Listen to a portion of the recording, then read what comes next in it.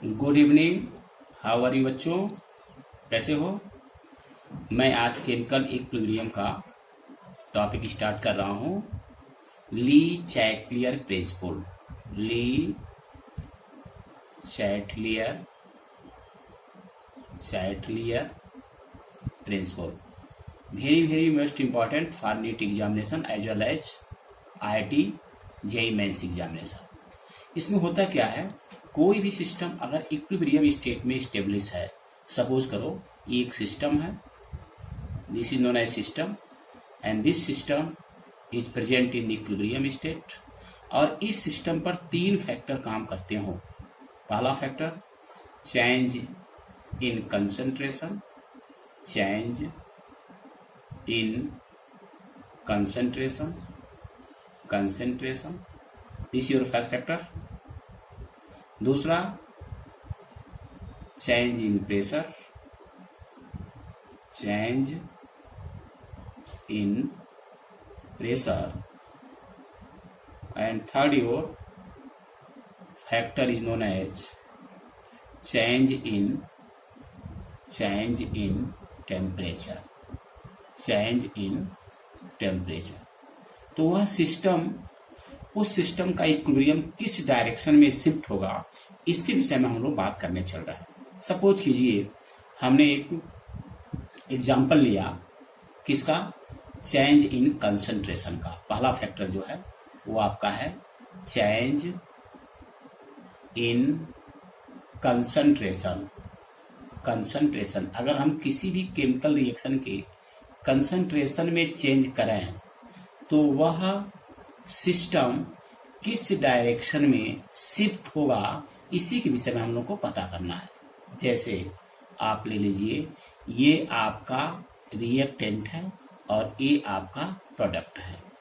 यदि हम इस रिएक्शन में ए की कंसंट्रेशन को बढ़ाएं, मीन्स यदि ए को हम इसमें ऐड करें या हम इसमें बी को ऐड करें तो इसकी कंसंट्रेशन क्या हो जाएगी? इंक्रीज कर जाएगा। जब कंसंट्रेशन इंक्रीज कर जाएगा तो यह जो सिस्टम होगा यह शिफ्ट इन फॉरवर्ड डायरेक्शन। यह जो सिस्टम होगा वह इधर से और इधर आपका शिफ्ट होगा। ऐसे ही हम ये कहें, अगर हम C या D के अमाउंट्स को इसमें ऐड करें तो यह सिस्टम जो होगा वह बैकवर्ड डायरेक्शन में शिफ्ट होगा। जैसे फॉर एग्जांपल लीजिए, हमने अमोनिया का फॉर्मेशन लिया N2 plus 3 mole of H2 reversible to form NaH3। अगर हम इसमें ये कहें कि यहाँ पर अमोनिया की अमाउंट्स अगर ज़्यादा बनाना हो तो हमें रिएक्टेंट में क्या ऐड करना पड़ेगा? या तो हम N2 को ऐड करें, या तो हम H2 को ऐड करें, या तो हम दोनों को ऐड करें। जैसे ही इसमें ऐड करेंगे हम, तो इस टोटल इसका कंसंट्रेशन क्या हो जाएगा? इंक्रीज हो जाएगा।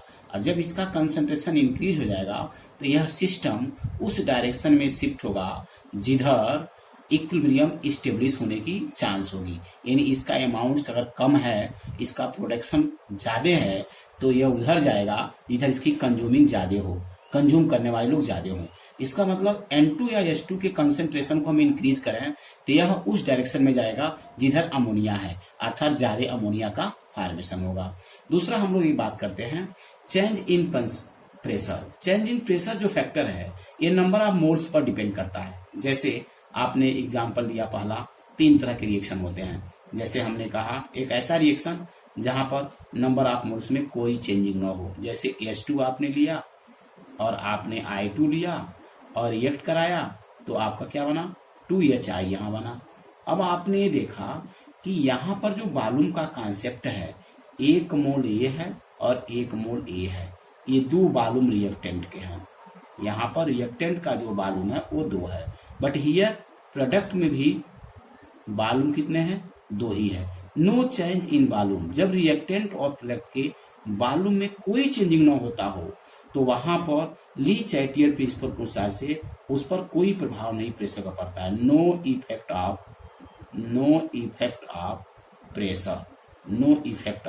प्रेशर, इस पर प्रेशर का कोई प्रभाव नहीं पड़ेगा। हमने दूसरा एग्जाम्पल लिया जहां पर नंबर ऑफ मोल्स चेंज हो, जैसे हमने कहा M2 में लिया और 3H2 लिया। अब क्या देखना है, यहाँ पर अमोनिया का फॉर्मेशन होगा। इसमें आपने देखा यहाँ जो वॉल्यूम है रिएक्टेंट का वह 1 मोल और प्लस 3 मोल, यानी 4 वॉल्यूम यहाँ पर है, 4 वॉल्यूम यहाँ पर है। यहाँ पर कितना वॉल्यूम है, 2 वॉल्यूम यहाँ पर है। इसका मतलब यहाँ number of moles of product number of moles के रिएक्टेंट के यदि वॉल्यूम जिधर आपका कम होगा, अगर उसको ज्यादा बनाना है, यानी वॉल्यूम किधर कम है, अमोनिया का कम है, अगर हमें ज्यादा अमोनिया बनाना है तो इस डायरेक्शन में हमें हाई प्रेशर करना पड़ेगा। यानी ज्यादा अगर अमोनिया बनाना है तो हमें क्या करना पड़ेगा, प्रेशर हमें हाई करना पड़ेगा।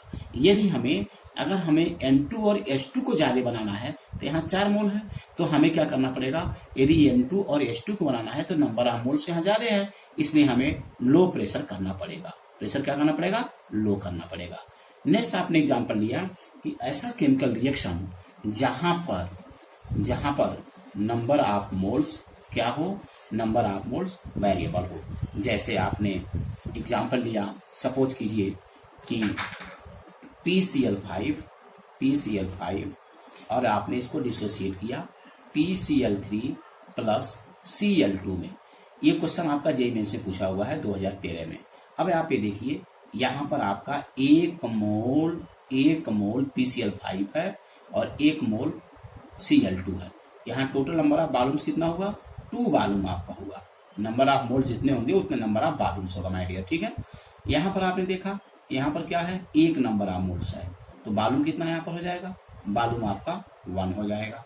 अब आप देखिए, प्रश्न ये पूछा जाता है कि हमें PCl5 अगर ज्यादा बनाना हो तो लीच एटियल प्रिंसिपल के अनुसार से प्रेशर को क्या करना पड़ेगा। अब आप देख रहे हैं यहाँ प्रेशर 1 है, यहाँ वॉल्यूम 1 है और यहाँ वॉल्यूम 2 है, तो जो अधिक होगा उसको कम करना पड़ेगा और जो कम होगा उसको अधिक करना पड़ेगा। जैसे यहाँ 1 मोल वॉल्यूम है, यहाँ 2 मोल वॉल्यूम है, इसकी तुलना में इसकी वॉल्यूम क्या है, कम है। अर्थात PCl5 को अगर हमें ज्यादा बनाना होगा, PCl5 अगर हमें ज्यादा बनाना है, एक्सेस बनाना है तो क्या करना पड़ेगा, यहाँ पर इसके कंपैरिजन में क्वांटिटी कम है, इसलिए हाई प्रेशर लेना पड़ेगा। बट अगर हमें PCl3 और Cl2 को ज्यादा बनाना है, इसको अगर एक्सेस बनाना है, ज्यादा अमाउंट में बनाना है, तो क्या करना पड़ेगा, यहाँ पर 2 है और यहाँ पर 1 है, इसके कंपैरिजन में कम है। जब कम है तो प्रेशर क्या करना पड़ेगा, प्रेशर आपका हाई करना पड़ेगा। प्रेशर क्या करना पड़ेगा, हाई करना पड़ेगा, प्रेशर क्या करना पड़ेगा, लो करना पड़ेगा। यहाँ पर आपका pressure will be low, pressure आपका लो करना पड़ेगा। जैसे मैंने इस पर कुछ क्वेश्चन ले रहा हूँ, जैसे आपने एग्जाम में पूछा गया है कि formation of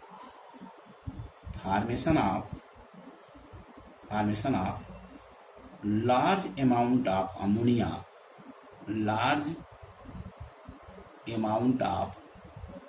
ammonia following condition is favorable,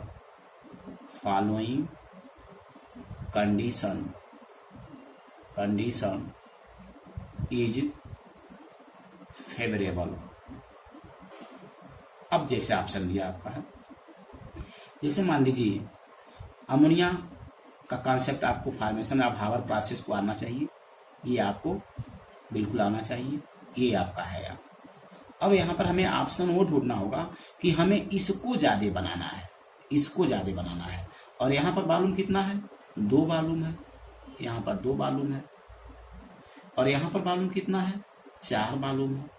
अब हमसे ये पूछ रहा है कि हमें अमोनिया ज्यादा बनाना है, तो अमोनिया ज्यादा बनाने के लिए नंबर ऑफ मोल्स अमोनिया का कम है और रिएक्टेंट का जो है ज्यादा है। इसका मतलब ठीक इसका उल्टा, जो कम है उसको क्या करना पड़ेगा, ज्यादा करना पड़ेगा। यानी high pressure is favourable for large amount of ammonia. तीसरा जो फैक्टर हम लोग बात कर रहे हैं, थर्ड जो फैक्टर है वो है very very important, effect of temperature कहते हैं या चेंज ऑफ टेम्परेचर कहते हैं। ये देखते हैं, रिएक्शन 2 तरह का प्रोसीड होता है, एक एंडोथर्मिक और दूसरा एक्सोथर्मिक। सपोज कीजिए हमने PCl5 लिया और PCl5 को डिसोसिएट जब किया तो PCl3 प्लस Cl2, यहाँ पर डेल्टा H की वैल्यू आपका +2 एंडोथर्मिक एनर्जी, यहाँ पर इतना जूल आपका निकला। ये प्लस जब साइन होगा तो आप ये ध्यान रखिएगा, प्लस साइन का मतलब एंडोथर्मिक रिएक्शन, एंडोथर्मिक रिएक्शन। और एंडोथर्मिक रिएक्शन के लिए अगर साइन आपका पॉजिटिव है तो प्रेशर हाई करना पड़ेगा, अगर साइन निगेटिव है तो प्रेशर लो करना पड़ेगा। यानी हमें PCl3 और Cl2 को ज्यादा अगर बनाना है तो चूंकि नेचर ऑफ रिएक्शन कैसा है, एंडोथर्मिक है, इसलिए हमें टेम्परेचर क्या करना पड़ेगा, हाई करना पड़ेगा। टेम्परेचर क्या करना पड़ेगा, हाई मीन्स बढ़ाना पड़ेगा, हाई टेम्परेचर। जैसे एग्जांपल मैं लिया, सेम अमोनिया के फॉर्मेशन में सपोज कीजिए कि जो हीट इवाल्व होती है वह -24.4 किलो कैलोरी रिलीज होती है। यहाँ पर साइन नेगेटिव है, साइन नेगेटिव मतलब नेचर ऑफ रिएक्शन क्या हो जाएगा, एक्जोथर्मिक। और एक्जोथर्मिक नेचर में क्या होगा, क्योंकि साइन यहाँ नेगेटिव है इसलिए टेम्परेचर क्या करना पड़ेगा, लो करना पड़ेगा। टेम्परेचर क्या करना पड़ेगा, लोअर करना पड़ेगा, कम करना पड़ेगा, तभी यहाँ अमोनिया ज्यादा बनेगी। बेटा हम लोगों ने ली चैटियर प्रिंसिपल का एप्लीकेशन समझ गया। यदि आपको ये अच्छा लगे तो लाइक करो, एज वेल एज सब्सक्राइब करो और सभी लोगों को शेयर करो। थैंक्स।